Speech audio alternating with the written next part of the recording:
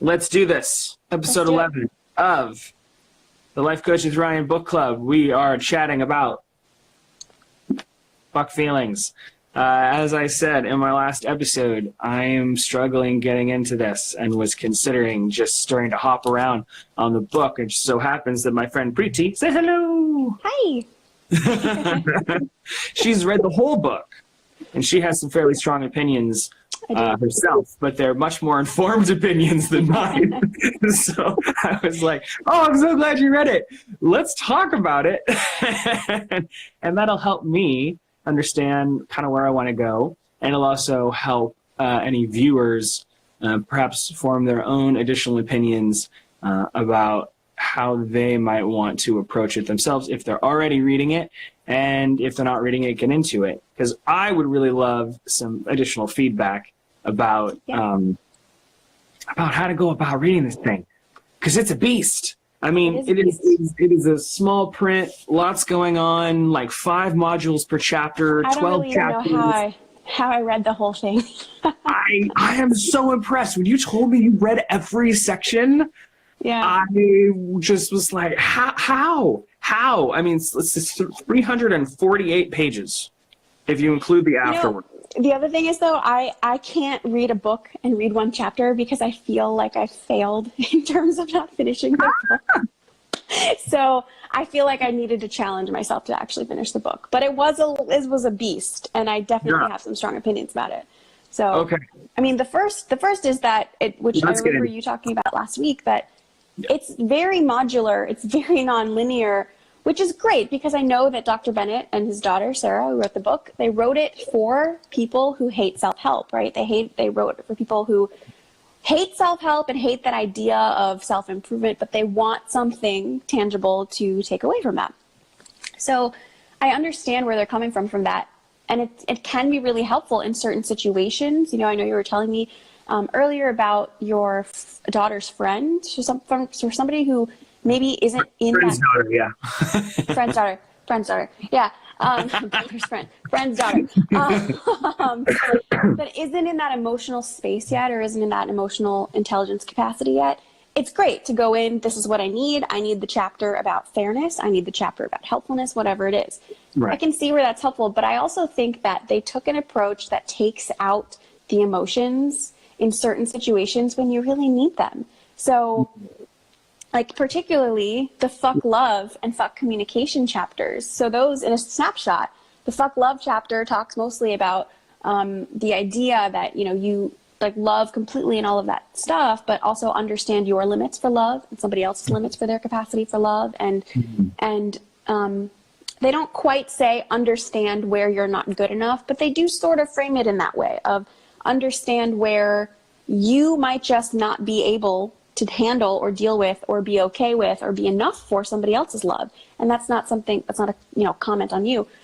And I don't have a problem with that completely, but it's just that you can't treat love rationally. It doesn't work that way. And you also can't treat communication rationally, which they try to do in the next chapter. I think that everybody, not only you need to tap into your feelings before you can tap into the rational, logical side of your love and communication, but I also think that it's such a singular approach, because my method of communicating and what works for me might be super feelings heavy and feelings rich.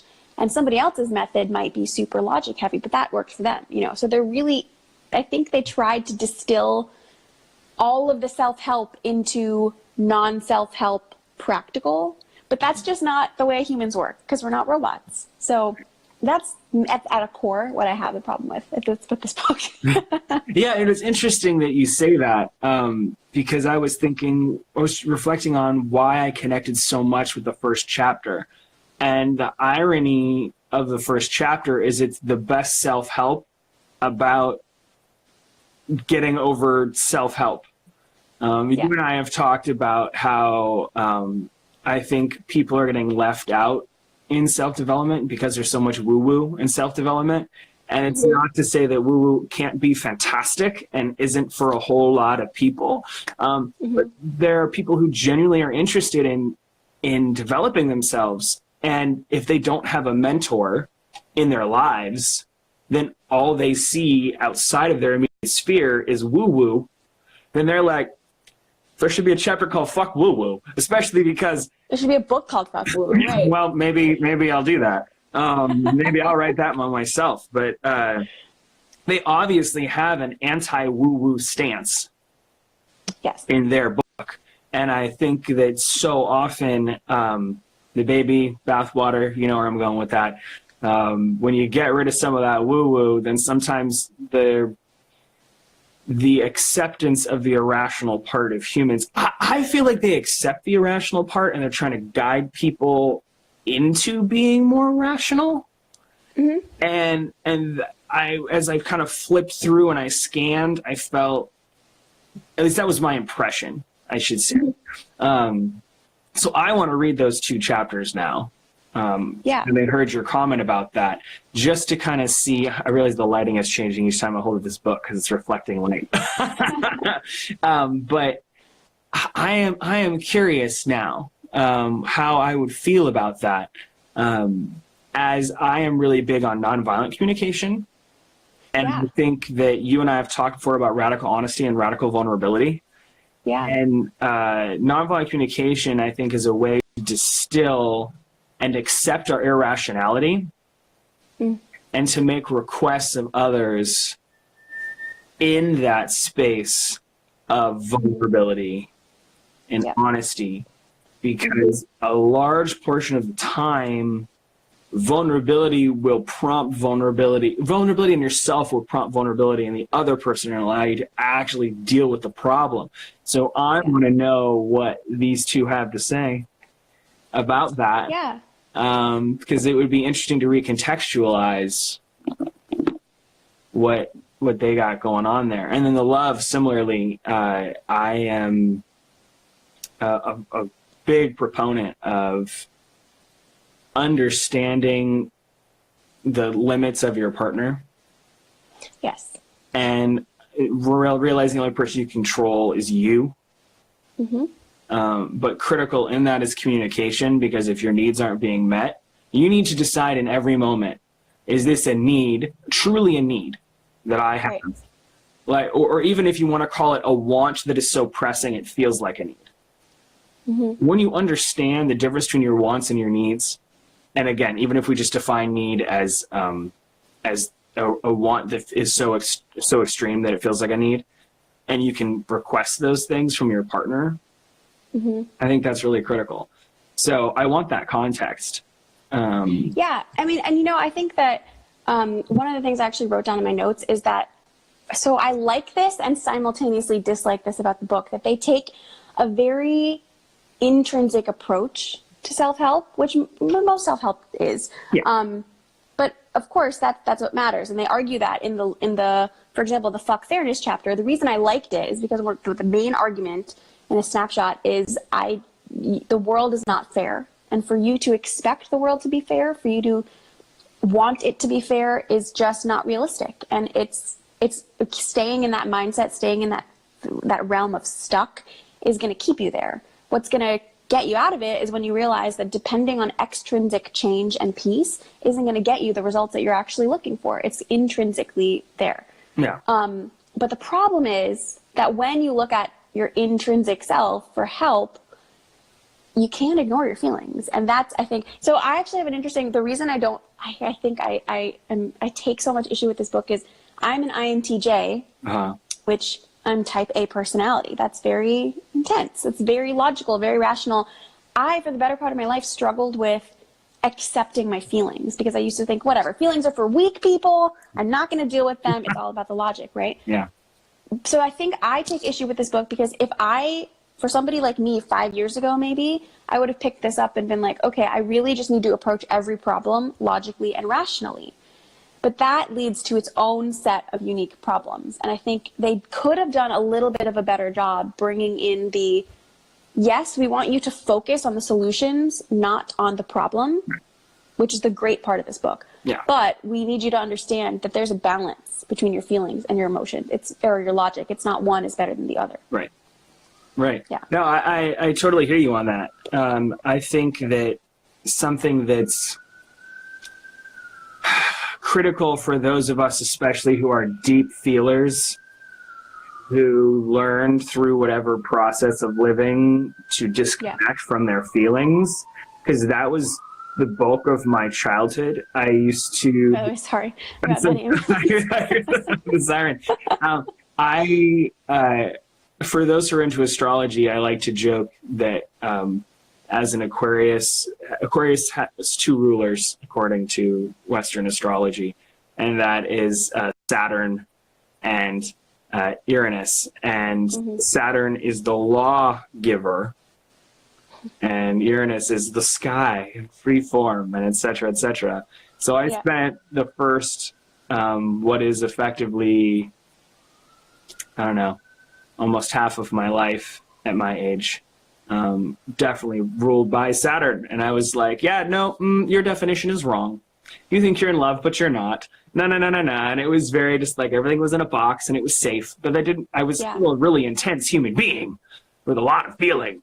But that was how I mediated my world. And then I hit a critical point after a couple relationships and some important discussions with people close to me when I realized, oh, wait, I am not valuing my feelings. I'm not valuing the feelings of others. And maybe there's something here.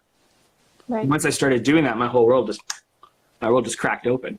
And suddenly there are all these cool possibilities that I hadn't previously considered and ways to interact and be that I hadn't really considered. So similarly, I think because of the phase that I'm in now of trying to work with people who are similarly struggling to access their feelings, that I enjoy this book. At the same time, I absolutely hear you. If I'd picked up this book without any previous self-development at an earlier age, it would not have aided me as much as I would have liked. I would have needed someone to walk me through it. Yeah. And I just, that made me think of one of the notes that I wrote down, which is that I agree. Like I said, from that perspective, I like this book. And I think that the biggest thing I would tell people, anybody who wants to read this book, is just remember, as with all self-help books, this is not the answer. This is not the solution. You're not going to find it all in this book. If you use this book piece by piece as you need it with other forms of self-help or self-analysis or whatever it is benefits for you, that's where you're going to get the most results. And I'm big into yoga, the yoga world and yoga philosophy. And this book tied a little bit into that too, because at its cusp, what they try to get across, which I really, really appreciate, is that the only answers you're actually going to find are the answers when you look inside. And it's all about being self-aware and understanding. The last chapter, they talk about understanding when you need, person who waved, by the way. My partner. So what I love about it is that oh my gosh, I brain farted. No. you were saying. The therapist, they talk about when to figure out if you need one, how to figure out when you need one, like where to get a therapist and how to find the best one for you. And I love that because they really dive into, look, if you feel like you're doing everything right and it's all working out for you, awesome, keep doing it. Nobody says you need to do anything else. Yeah. If not, though, please be honest with yourself. Please accept that maybe I need a little bit of extrinsic help right now. I'm going to go find it, so it's all about that. And yoga philosophy talks more all about that. It's here. You need to be self-aware of what's going on and analyze yourself constantly. Yeah. As a coach, I refer people out to therapists. Because sometimes it's not a coaching issue, it's a therapy issue. And it's like, I'm so glad you're on this self-development journey, and I'm so glad you reached out to me. Maybe you would think about checking with a therapist about these things. And either we'll pause this while you handle that and come back, or we can do it concurrently. But this is definitely a therapy issue. And as someone who's received therapy myself, I know the critical value of therapy. And so I want people to be able to have that experience, which, just as you said, when I'm reading this book, I'm thinking, I love that they keep talking about how to get a therapist for this issue. Because I really think people need it. And by the time you're picking up a book like Fxck Feelings, there's a high probability you need a coach or a therapist. If you've picked up this book, it's a very high probability. Absolutely. Exactly. Yeah. I think, and that's the other thing, that the one thing, I don't think there's anybody who can say with true honesty, I love everything about the self-help world and all materials that come along with it, because that's just not, you're lying to yourself if you say that. But I think that their approach is interesting in like trying to break it down practically, but that's exactly what you said. Like, if you're picking up this book, if you're so anti-self-help that you need a book that's called Fxck Feelings because you think that that's the answer, maybe we need to do a little bit of work. Let's have a little bit more of a conversation. I mean, I love the irreverence, but, you know, a little bit of shameless cross-promotion here. My first podcast guest, Jenny, she has some real problems with the self-development world. And she is a yoga teacher, life coach, self-development person. And, and again, check out my interview with her. It's the first 3 episodes 1, 2, and 3. I do a wrap-up on 4. And she has some very clear things to say about the state of the self-help world. People giving you answers that aren't really for you and telling you how you should feel and so on and so forth.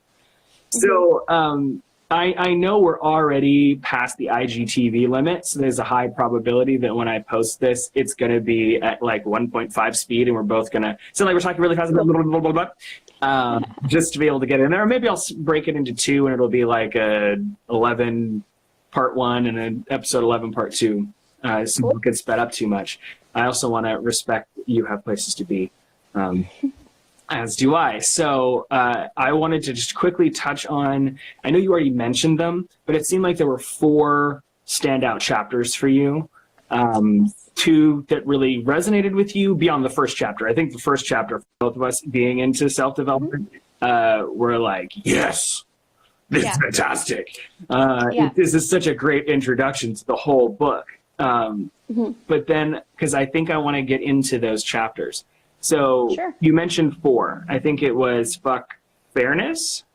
Fxck Helpfulness. And then Love and Communication. Okay. So chapter 1, same thing. I loved that idea. For anybody who hasn't read the book yet, the main idea in chapter 1 is that you can't, there's no perfect, there's no ideal, you're not striving for anything. You can't just tell yourself, I need to get better and better and better and better if you don't know where you are right now. So I love that idea. It's, again, all about self-awareness. Perfect. So Fxck Fairness, the reason I like that chapter is they talk more about, you know, when you treat the world like it's an even playing ground, you're going to get frustrated and you're going to get hurt. And it's hurt and suffering that can totally be avoided, because when you understand that the world is going to happen, excuse my language, but shit is going to happen. On my channel, you could swear all you want. Perfect. I swear all the time. But that this also goes hand in hand with yoga philosophy, that there's a really big concept there that you can't control everything else. You can only control yourself. And when you learn how to control yourself and be peaceful in the knowledge that you only have yourself to worry about, none of it matters. None of the rest of it matters. So from that perspective, I love this chapter. I think that everybody needs to understand, the world is not really your oyster. Actually, you are your oyster, you know?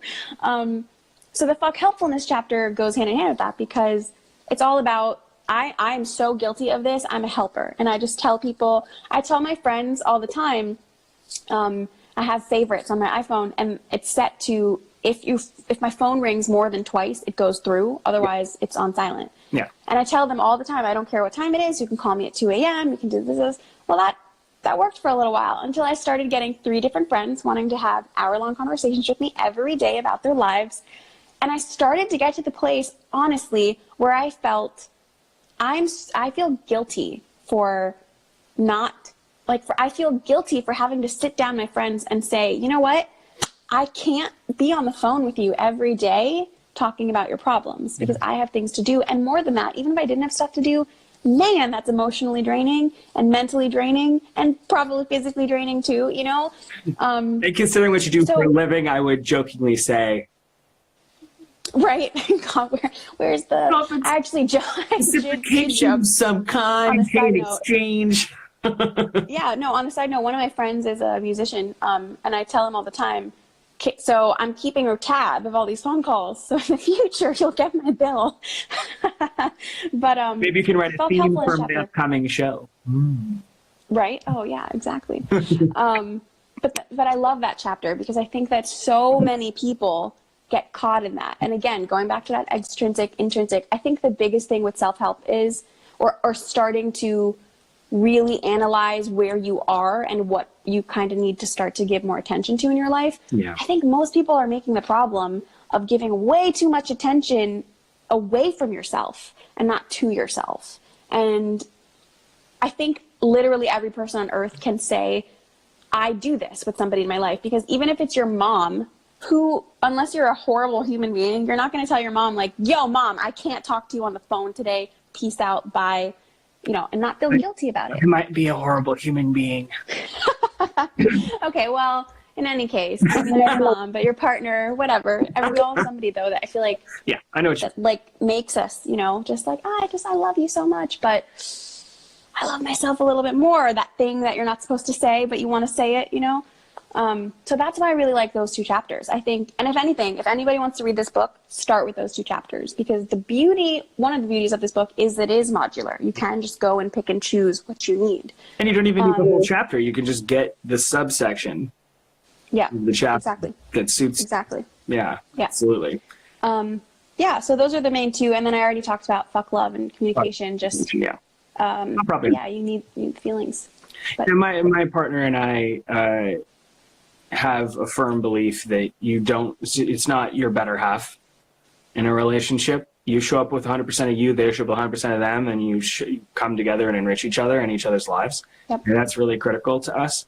Yep. And how part of that shows up is we have all the normal cutesy couple jokes about like, you're the best. No, you're the best. Or like, you're my favorite. Oh, you're my favorite. And with any of those kind of playful jokes, it's like, you're number one. Well, I mean, we're both number one.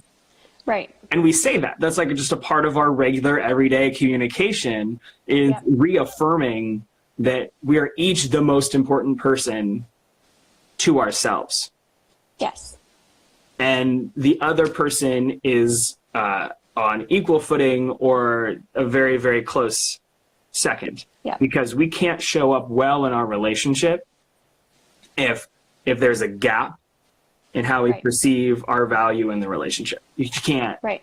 You just can't do Yeah. it. And that's so typical for people Yeah. who show up, they feel I like mean, they're... I always tell people, think about it. If you want to give, you know, I'm sure everybody's heard the phrase, fill your tank before you try to fill anybody else's. Put on your Fill your oxygen cup, mask. whatever it is. Yeah. Yeah, it's put on your oxygen mask first, exactly, before assisting. And if you are giving 60% of yourself, if you're considering yourself a 60% person, you're doing a disservice to the people you claim you want to be helping, because you could be giving them 100% of you, you know? So think about it that way. And I think that selfishness concept we get so caught on that like, I just don't want to be a selfish person.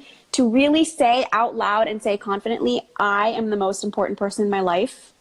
I bet you 100 people, if they tried doing that, would say, oh, that feels wrong. I feel like, no, I shouldn't. My mom should come first. My partner should come first. My children should come first. No. I spent 3 years practicing selfishness and calling it selfishness until, and in that process, revisiting, is this egocentrism? Is this selfishness? Is this self-centeredness? Like what is it really? I'm calling it selfishness because I have to own it, because otherwise I'll reject it. So I'm going to say, I'm being selfish right now. And then after a period of time, I realized I'm being healthy right now. And I was far too, giving is the wrong word, because giving has this really beautiful sense of just, here, have this blank. And it really wasn't that. It was more like, here, have my arm. Yeah. So, I remember a couple years ago, I started rephrasing it from selfish, which I don't have a problem particularly with the word selfish, but for me, I rephrased it to self-full. And I started telling myself that if I start letting myself, if I fill myself up with more of me, yeah. I don't need that much of me. And then I can have less of me and give it away selflessly. So I like that self-full, selfless concept, kind of. Oh, there have already been 2 moments in this Knowledge conversation bombs. that they are getting highlighted I'm going to put little 15-second clips up. I'm going to drop them in my story, or I'm going to post them. And really, frankly, I might release this as a quick episode in my podcast if you're okay with that. Absolutely. We need to record a full hour-long conversation anyway. At least 100%. two of us. That's not even. Yeah. Yeah, definitely. That is very clear. So this will go on IGTV. This will go in the Instagram story. This will go on YouTube. And I suspect I'm going to do an audio grab for a quick episode. At least it'll go on my Patreon. Perfect. If you're not a patron of mine, please consider subscribing at patreon.com/lifecoachingwithryan because it means way more of this stuff. It makes me excited, and then and you'll get little bonuses. I'll take a little clip from this, and you'll get it before anybody else. Behind the scenes and stuff like that. But anyway, Preeti, thank you so much for hanging out this morning. Of course. I know for you it's I guess it's still morning. No, it's not. For you, it's 1 p.m. You're on Eastern time. I'm on Eastern time. I'm Pacific. So anyway, thanks for hanging out with me. I really appreciate it. Yeah, no problem. And to more awesomeness in the future. Yeah, definitely. Good shit. All right. Well, have a fantastic day, everyone. And I'll see you next time. Bye.